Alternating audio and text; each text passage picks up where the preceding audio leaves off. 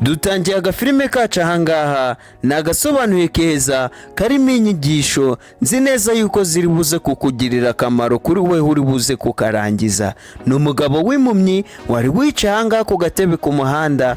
Muri ako kanya hahise haturuka umugabo inyuma ye atangira kumutonyangiriza ibintu mu maso ye. Nuko umugabo w'impumyi arataka cyane ati n'ibiki urimo urankora, ati wa mugabo we wandeka. Nuko uyu mugabo umutonyangirije imiti mu maso aramubwira ati uceceke, ibintu bibaye ntihagire umuntu uza kubibwira. Ese ni ibiki uyu mugabo yaba amusutse mu maso? Ni umugabo wari uri impumyi wicaye ahangaha rwose ku muhanda. Bagenzi murabe mureba iby'aka gafilime, murabe mureba. Nuko umugabo rwose atangira kuvuga ati what, ati ibi ni ibiki, ati ndareba.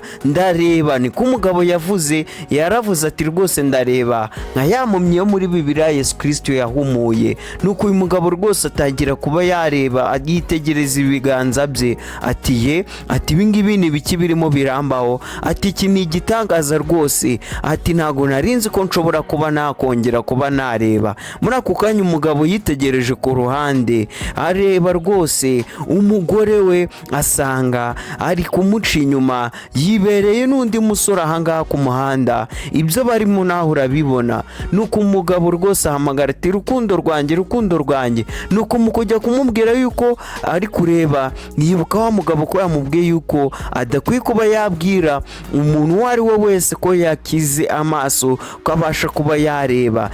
Abitekerezaho ahita yongera rwose afata rinete ze nangwa filime ze yongera yigikaho ku maso. Arahumutse. N'umugabo wari uri impumyi ahumutse rwose asanga umugore we arimo aramuca inyuma n'undi muhungu ahangaha ku muhanda aho bari. Kumbe uyu mugabo rwose, uyu mugore uri ahangaha ni umugore we. Nuko umugore we rwose yaje ari kumubwira ati rukundo rwanjye, ati wihangane rwose, I'm so sorry, ati kuri resitora ati hari umurongo munini, ati rwose nawe urabizi yuko baba bafite abakiriya benshi, rero niyo mpamvu nabashije kuba natinda, ariko ahangaha ndi kumwe na musaza wawe. Kumbe umusore yarari kumuca inyuma ni murumuna w'uyu mugabo rwose, niwe wari uri guca inyuma mukuru we ku mugore we. Murajye mureba iby'aka gafilime. Nuko umugabo rwose aravuga ati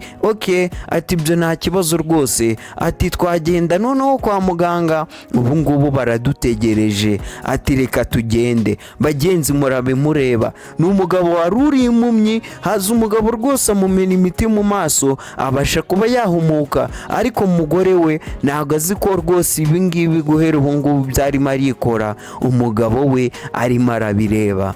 Agafilime kacu gakomereza ahangaha ni ku bitaro kwa muganga. Muri ako kanya rwose umugore wa mugabo w'impumyi twatangiranye yaje ahita akubita ipinda ry'amafaranga ahangaha imbere y'umuganga. Aramubwira ati muganga, aya mafaranga ni ayawe. Nuko umukobwa akomeza kumubwira ati icyo nkeneye ni uko rwose waza kumfasha ukabwira umugabo wanjye yuko amaso ye atazigera akira, kandi rwose ibintu byo gukomeza kwivuza ajya hirya no hino agomba kubireka. Nuko umuganga aramubwira ati ariko ngewe waba wanyibeshyeho rwose, ati ngewe ndi umuprofesiyoneri cyangwa se ndi umuprofessional mu byo nkora. Ibintu bya ruswa n'ibintu nk'ibyo ngibyo by'amafaranga byo kubeshya abarwayi ntago njya mbijyamo rwose. Nuko uyu mugabo aravuga ati ati ibyo rwose ni byiza kandi ndanabikunze cyane, ati niba uri umuprofesiyoneri ubwo rwose nyine nanjye ngomba kugira uko mbigenza, nkaba nakongera nyine amafaranga nk'umuprofesiyoneri nyine mu byo ukora. Ati rwose ibyo ngibyo reka, ati ahangaha ngiye kukongera ayandi mafaranga. Nuko umugore rwose yahise yongera umuganga amafaranga kugira ngo uyu muganga abwire umugabo w'uyu mugore uri ahangaha ko atazigera akira amaso ye, kandi atagomba gukomeza kugenda yivuza bamukorera ibizamini hirya no hino kugira ngo umugabo abashe kuba yakira. Bagenzi murabe mureba iby'aka gafilime. Ni umugore ufite umugabo w'umukire, ariko umugabo umugabo we rwose ni impumyi, ariko muri aka kanya ntabwo azi ko rwose uwari uri impumyi yabashije kuba yareba, yabashije kuba yakira. nuko umuganga uri ahangaha aramubwira ati ibyo ngibyo rwose nta kibazo, bamukubise ipinda. Urabizi rwose umunyarwanda n'uwaciye umugani ngo aho ifaranga rikubise haroroha, cyangwa se ikifaranga rinaniye barajugunya. Yari yanze amafaranga ya mbere, ariko bamukubise ipinda rya kabiri rwose bahita yemera. nuko umuganga baramubwira ati kandi nukora akazi neza arega ayo mafaranga aho ngaho nguhaye nayakuba kabiri akaba yakwiyongera arenze ayo ngayo. nuko umuganga yaje kuba yafata ibizamini wa mugabo wacu twatangira ari impumyi. nuko umuganga ahangaha aritegereza, yitegereza mu mboni z'uyu mugabo, aramubwira ngo this is a miracle, ati iki ngiki rwose ni igitangaza, miracle ni igitangaza. nuko umuganga aramubwira ati imboni zawe ndi kubona rwose nta kibazo zifite, ati ubu ngubu rwose ndimo ndabona uri kureba. muganga yabonye uyu mugabo bari baje gusuzumisha ko ari impumyi arimo arareba. nuko umugabo nawe aramubwira ati nanjye rwose ntago nabyizera, umugabo ku muhanda yaraje aransuka ibintu mu maso yanjye mpita ntangira kureba. nuko umuganga aravuga ati none ubu ngubu ni igihe cyo kubwira umugore wawe yuko rwose ubasha kuba wareba, ubundi ntimuzongere mwirirwa kugaruka ahangaha. umugabo aramubwira ati oya, ati buretse utazakora cyane muganga, ati ibi ngibi ngomba kubihisha, nta muntu ugomba kumenya yuko ubu ngubu ngiye mbasha kuba nareba, ati nta kantu gatoya nshaka kuba nacekinga rwose nkaba nakomeza kwibera impumyi abantu bazi ko ndi impumyi. hari umupango mfite, hari isomo ndi gushaka kuba nakwigisha umuntu.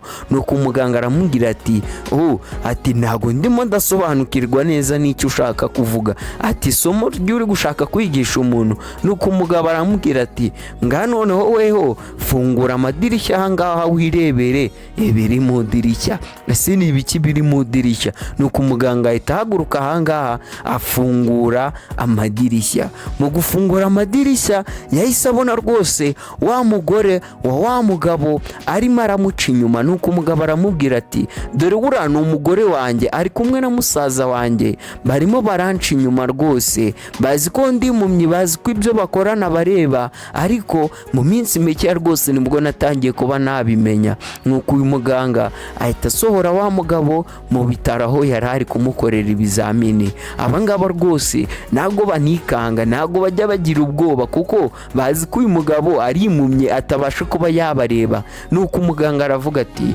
umurwayi wanyu ari ahangaha.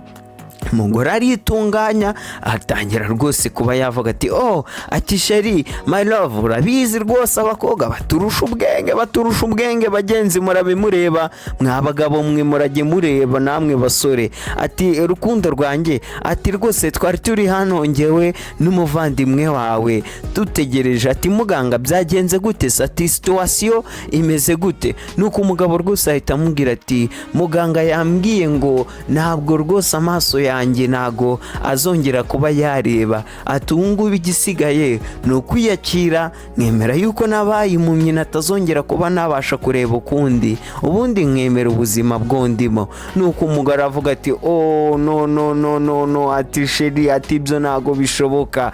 ararira, bagenzi murabe mureba, ati ibyo rwose ntago bishoboka, ati ubu ngubu ugiye kuba impumyi. kumbe arimo ararira amarira y'ingona, arimo araseka rwose, azi ko umugabo we rwose atarimo kuba yamureba, kumbe byari kwikora byose umugabo arimo aramureba. nuko umugabo arabwira umugabo ati ariko ntugire ikibazo rwose, nubwo ubuze imboni zawe z'amaso, ati njyewe na David murumuna wawe, ati tuzakwitaho, tuzagufata neza, tuzaguha icyo ushaka cyose rwose, ati yego rwose brother, ati nta kintu rwose uzatuburana, tuzagerageza uko dushoboye tugufate neza. Nuko rwose uyu musore uri ahangaha ngo yitwa David ahita yegera muganga ati Dr. ati wakoze rwose cyane, ati wakoze kubw'ubufasha bwawe. Bahita bamukubita ipinda ahangaha, ni amafaranga rwose menshi cyane, ni amadolari. Umuganga nawe nyine akenyereraho.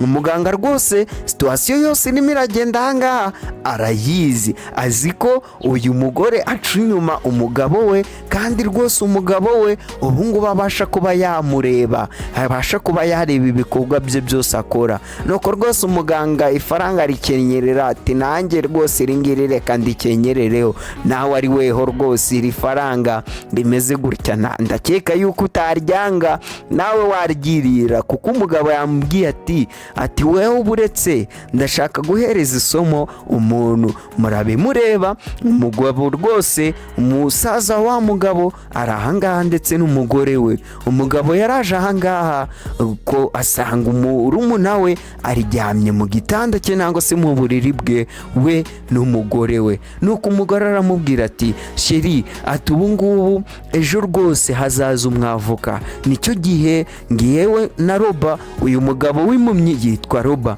uyu musaza we yitwa David, uyu mukobwa nawe rwose akitwa Suzana. Nuko Suzana yakomeje kubwira umugabo ati sheri, ati rwose ejo hazaza umwavoka, ngiye na musaza wawe tube twavanga ivangamutungo, nitumara kuvanga ivangamutungo rwose twasinye nzahita mwohereza mu kigo cya leta cyita ku bantu nka bariya bafite ubumuga, abantu rwose bameze nka kuriya impumyi, abarwayi bo mu mutwe. Leta rwose ariyo imwitaho, ubundi ngewe nawe dutangire akazi nako dutangire ubuzima turi mu iyi nzu twenyine, kuko izaba yabaye iyanjye, turi twenyine, nta muntu udusagarira, nta muntu twikanga ngo haraza uyu ngo haraza uyu. Niko umugore yari arimo arabwira murumuna w'uyu mugabo David. Kumbe nagazi ko rwose ibyo bari kuvuga umugabo ari ahangaha arimo abyumva ndetse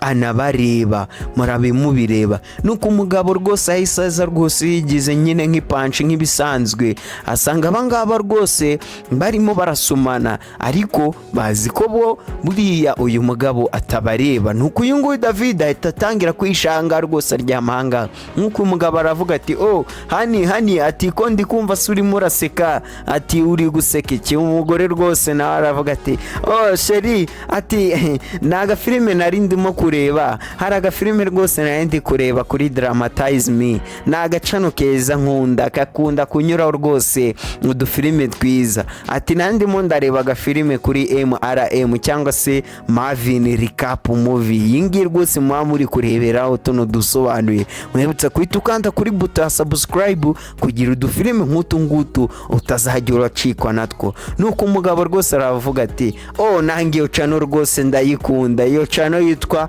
MRM cyangwa se Marvin Recap Movie nange ndayikunda. Nuko umugabo abwira umugore ati ariko sheri, ati ndagukumbuye. N'umugore amubwira ati nange ndagukumbuye sheri. Nuko umugore ahereza bizo zimwe za Yuda, ni za bizo za Yuda bagenzi mujye mwumva. Asuma umugabo kirumuna cye kirareba kirakanuye ahangaha nacyo cyafushye, wagira ngo umugore ntuwake, kumba umugore nuwa mukuru w'uyu mugabo. Bazi ko ari impumyi, ngo uyu munsi ni umunsi wo gusenya, barakwereka bwarakeye, umunsi warageze, umunsi wo kuba basinya yuko uyu mugabo ndetse n'uyu mugore uri ahangaha basinye ivangamutungo. Amafaranga imitungo y'uyu mugabo yose yari afite ikaba igiye no kuri uyu mugore, ariko wumvishije imipango bamufitiye. Nuko rwose muri ako kanya nuko uyu mugore yahise ahereza ibipapuro byo bagiye gusinya. Ati avoka, ati reba rwose yino kontra tugiye kuba twasinya,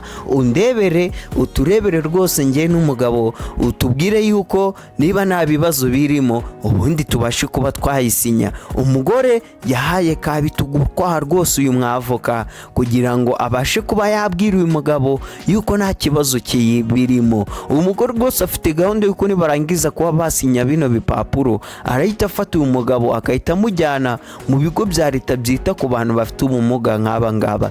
Nuko rwose umwavoka uri ahangaha nawe aravuga ati ati everything looks good, ati buri kimwe cyose kirasa neza rwose. Ni kuyu mwavoka yavuze rwose mu kijwi kimeze nka gutyo. Ati Roba, ati ahangaha rwose ndabona sinye imeze neza, ati wasinya rwose ubu ngubu ukaba wasinya yuko weho n'umugore wawe mubashije kuba mwasinya ivanga mutungo rwose, ibintu byawe n'ibintu bye byose mubifatanyije. Nuko umugabo abaza umwavoka ati avoka, warebye neza nta kibazo kirimo mbashe kuba nasinya? Ati nta kintu kiri something hidden cyangwa se kihishe mw'iyi kontara? Nuko rwose umwavoka aravuga ati no, ati rwose ntacyo rwose wasinya nta kibazo. Ati okay, ati noneho reka nsinye. Umugabo rwose agiye kuba yasinya. Ese kubera iki uno mugabo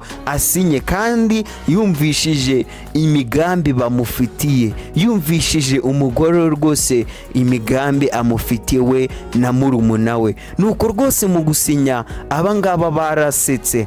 Ati Robert rwose urakoze, ubu ngubu mbaye umugore wawe. Nuko rwose abwira David ati ati urabibona, ati ubu ngubu tugiye kuba twatangira ubuzima bwacu, turahita twose twigira ku kigwa, tujye mu gahani muntu, tujye mu kavakansi rwose twiryoherereze nta muntu duhagaze hejuru. Nuko umugabo muri ako kanya ahita ahaguruka, ahita akuramo rinete. Ati mujya ku kigwa, ati ahubwo mugiye kuba mwajya muri gereza mwebwe muri ahangaha. Umugabo rwose ahise akuramo rinete. Abangaba bibereye mu byabo bahita bamureba, baratungurwa cyane, bararebana. Ati shit, ati ibi ni ibiki? Ati sheri hani. Nuko kino kirumuna cye kiravuga ati oh bro you can see, ati uri kureba? Ati yego rwose ndareba, hashize iminsi mike yandeba. Yego nari ndi impumyi, atariko hashize iminsi mike yandeba rwose, ibikorwa byo mwakoraga byose ndabizi, nibyo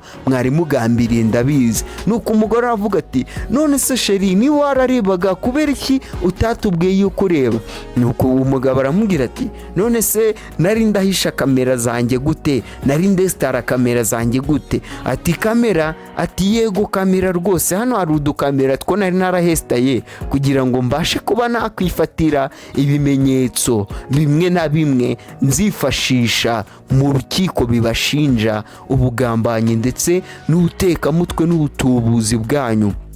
Umugabo ahita akuramo kamera ahangaha. Nuko aravuga ati dore ngiyi, iyi ngiyi rwose, iki nicyo kimenyetso gihari, nicyo kintu kizamfasha kuba nabashinja ubujura bwanyu. Iki ni icyaha gikomeye cyane rwose, baguhana rwose bihanukiye. Ati iki ngiki nicyo kimenyetso nzabashinja mu gihe tuzaba turi mu rukiko. Ati ngiyi kamera. Nuko umwavoka ahangaha yahise ahaguruka, ataravuga ati nawe buretse iyo ruswa wariye, ati nawe urayiryoza rwose, uraza kuyiryozwa. Ati polisi ziri kurira esikariye, ziraje muri aka kanya, ziri kuza. Ati mwese mugiye kuba mwajya muri gereza. Nuko umugore aravuga ati none se kubera iki wasinye bino bipapuro byacu, iyi kontra yacu, kubera iki wasinye? Ati uyishwa neza yuko se nayisinye? Ati ayushua. Kumba umugabo ntago yayisinye, yiyandikiye ngo got you cyangwa se ndagufite, got you. Ati rwose ibyo ukora byose ndabizi. Nuko bahise bumva umuryango urakubise ngo papa ngo polisi, ngo mufungure umuryango. Ati ni polisi.